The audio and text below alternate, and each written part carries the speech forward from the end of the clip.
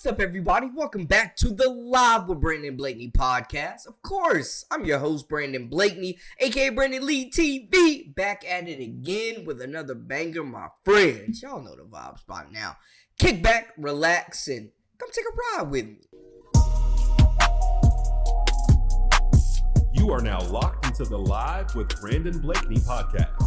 Here is your host, Brandon Blakeney.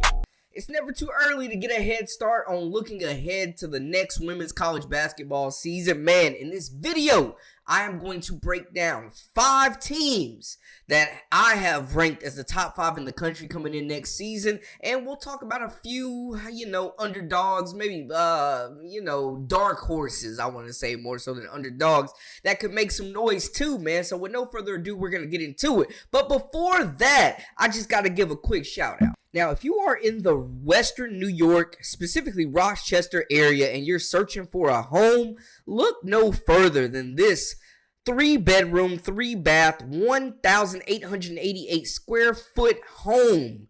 Your dream home, potentially, off of 25 San Mateo Road in Rochester, New York. It is going right now for sale at an amount of $249,900, and just look at the views here and you see why. High ceilings, got the ceiling fan, nice living room area there, got the fireplace right there, and it's just a really cozy looking area, man. Lots of space for a family or some roommates if you're looking to, move into your first home or, a better home than you're currently in right now. I know a realtor who is super trustworthy that definitely will get the job done and get you in without any issue, and that is Kat Snyder. So definitely check her out. Her contact info will be in the link of the video. Back to the action. Let's get into these rankings. You dig? Now, first off, I gotta start off with those South Carolina Gamecocks, man. They're just, in my opinion, returning the most talented roster in the country. Now, the big news, of course, was the swap. And the swap, I mean them losing Malaysia Fulwali, but bringing in the nation's leading scorer in Taniyah Latston, who I think gives this team one of the best scorers in the country, obviously, but a go-to scorer, a closer, a bucket getter in isolation situations where if the offense is scrambling, they need to get a bucket. The shot clock is winding down. She is a player that can create her own offense and doesn't need a lot of space. And this will be the most talent that she's played with as well, man. Like, they really lacked a bona fide bucket getter last season. Latston automatically fills that role. She's played with Raven Johnson. They've won multiple state championships together. So this backcourt should gel very well together. We haven't really seen South Carolina have a go-to guard scorer in a while in Dawn Staley's tenure, especially just to the capabilities of Nia, bro. Like, she's going to come in and light it up. But I think too, something that gets slept on, man, she averaged over 4 assists per game as well, man. So I think her playmaking ability mixed with her scoring is going to open up a lot of things for Raven Johnson. Tessa Johnson, the third guard in this lineup, I absolutely think she is ready to take over that small forward role, that wing role, to guard the big wings. She's a perfect 3-and-D player, the best three-point shooter on this team.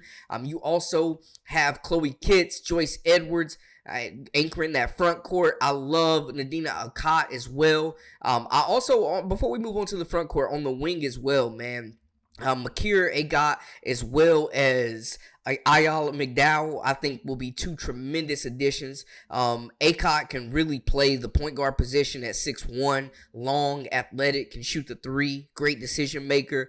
McDowell really has just a great feel for the game. She's got like a LeBron-esque feel where she can impact the game in all different multitudes, and I think that's going to serve her well, and she's a tenacious competitor. Joyce Edwards, I think, takes that next leap forward into superstardom next season. You got Chloe Kitts. You also have Adele Tack coming back. Ashlyn Watkins, we don't know exactly when she will be back, but she will be a big return for this team, especially defending the paint. Interested to see how she comes back. So South Carolina got the top spot, but right behind them, the Uconn Huskies, man.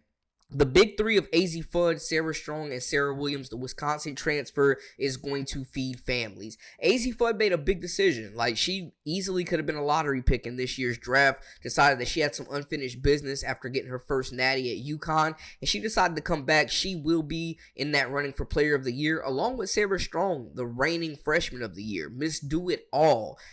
Just one of the most polished teenagers we've seen come into the college game in quite some time. She really imposed her will through the NCAA tournament. Her ability to stretch the floor with her shooting, putting the ball on the floor, getting it off the dribble, getting to her spots. She's a beast on the block. Rebounding continued to improve. Her defensive awareness and just ability to impact the game on that end, protecting the paint, continued to improve each game last season. I love that they brought in Kaylee Heckle as well in the transfer portal.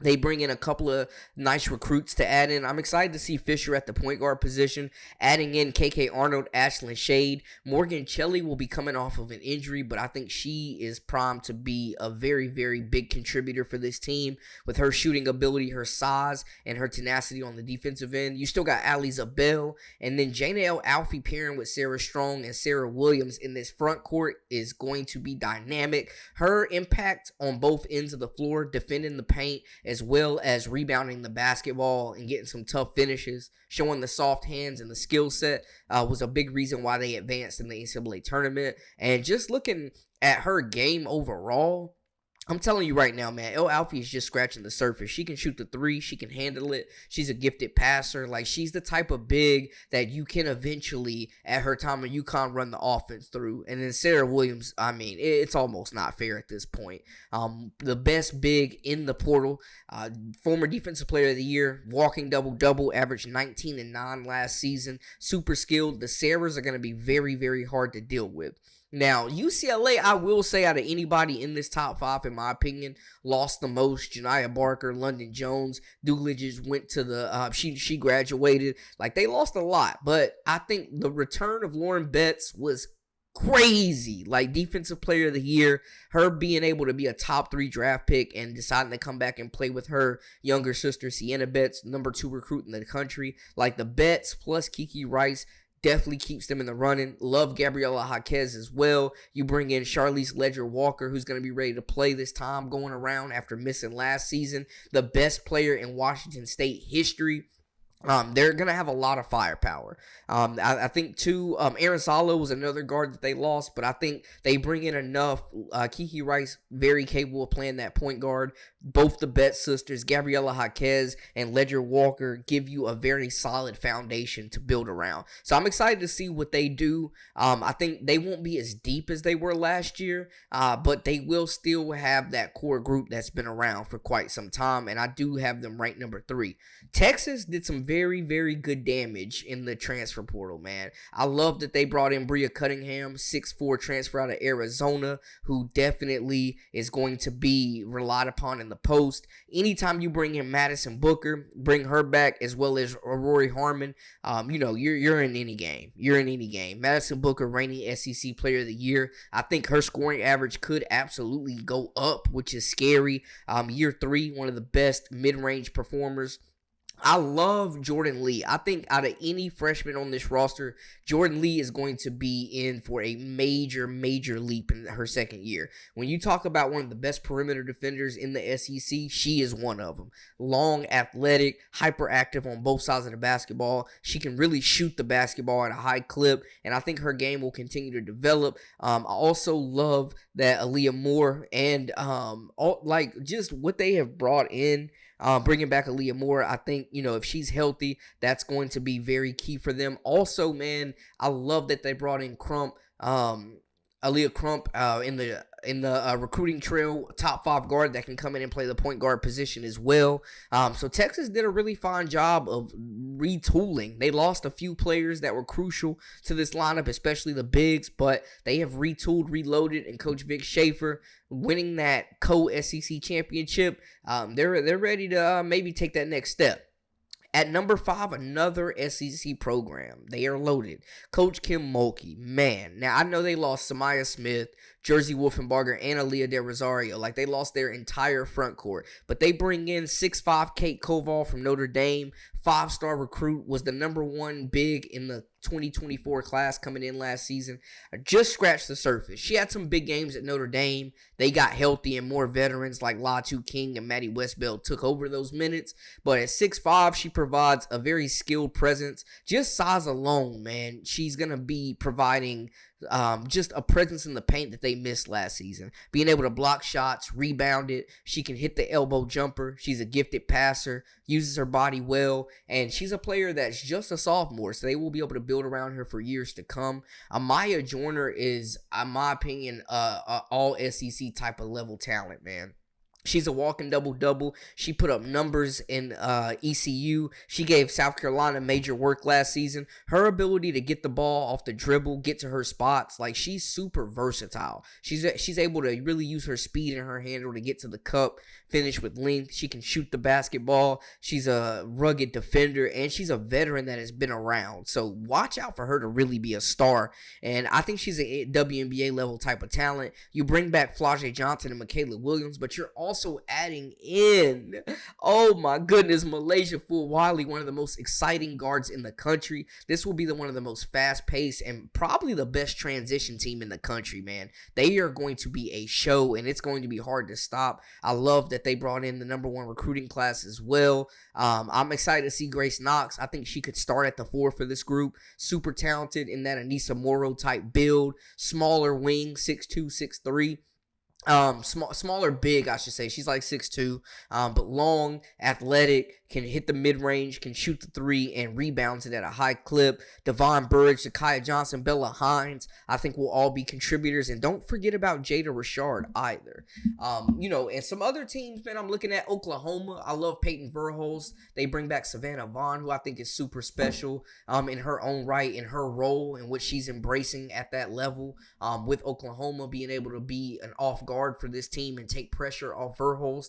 You also bring in arguably a top 3 recruit in Aaliyah Chavez, the number 1 point guard. Super flashy, can run the offense, can score it from anywhere. Will definitely provide another steady ball handler. So I like that 3-guard rotation. And you still got Reagan Beers in the mold as well in the fix. So I'm excited to see them. Maryland brings back a load of talent. They've loaded up in the transfer portal. My goodness. They are absolutely stacked.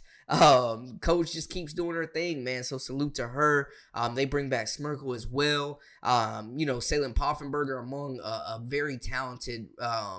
I love that they brought in. First off, man, I think Okinawa out of Duke is going to be a star for them, Aluchi, so I'm excited to see that. They brought in some really talented prospects. TCU with Olivia Miles, definitely can't sleep on them. Duke's going to be in the running. Carolina brings back a really talented squad as well.